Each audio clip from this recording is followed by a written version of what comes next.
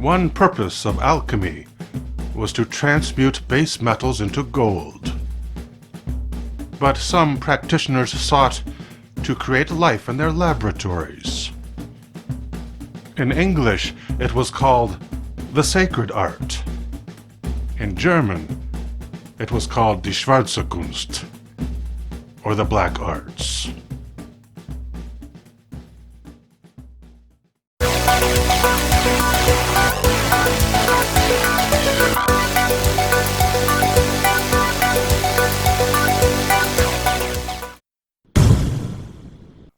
The homunculus is a small but fully formed human being, given its name by Paracelsus in 1532. According to the theory that the male seed is a little man that grows into a child. When the alchemist raised the same seed artificially, it would grow into a homunculus. And there are historical accounts that this was done more than once. The protoscientific method of Paracelsus is to take the sperm of a man and seal it inside a glass jar. Horse manure is used as the incubating medium because it generates its own heat. Keep the jar buried in horse dung 40 days, or until it comes alive and begins to move, whichever comes first. It will resemble a miniature, transparent human form and must be fed every day with human blood. After 40 weeks, matching the term of a normal human pregnancy, the result will be a small-scale living figure of a man. An alternate method is to inseminate a chicken egg with human sperm. This is the technique used recently by a Russian man on YouTube in creating his own homunculi and uploading video of the results. For incubation, he uses a plastic container, kept warm at room temperature, and wrapped in his knitted cap.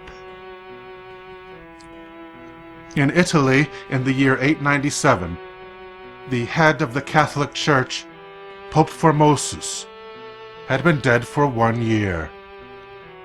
This did not prevent a new pontiff, Pope Stephen, from exhuming the body and putting Formosus on trial for crimes against God. The corpse was dressed in fresh clothes and seated on a throne to face the music.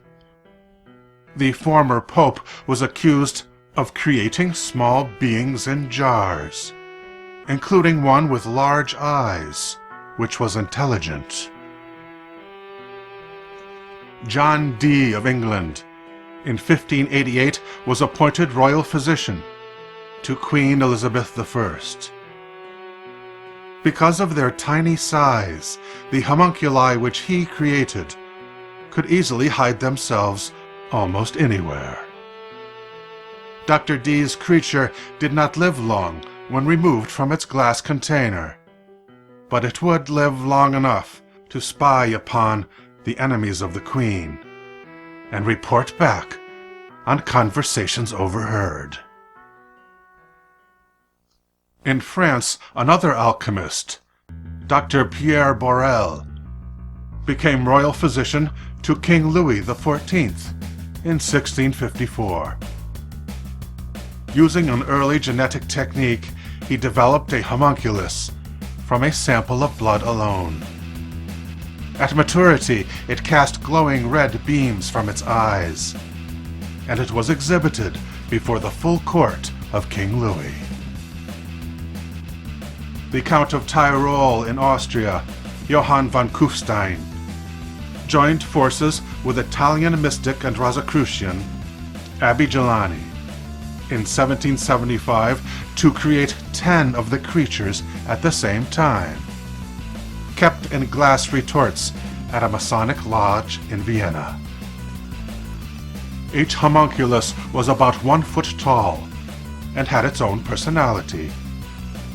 Count von Kufstein gave them names. The devil, the angel, the king, the queen, the priest, the nun,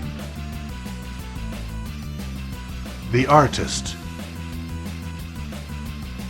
the farmhand, the master, and the servant. The Count had tiny suits of clothing made for them, appropriate to their station. They were seen by the local dignitaries, Count Max Lamberg and Count Franz von Thun. However, the homunculi were not widely shared because their most valuable asset was the ability to foresee the future. The male desire to reproduce without female partnership continues today. As modern scientists rear test tube babies and experiment with human cloning.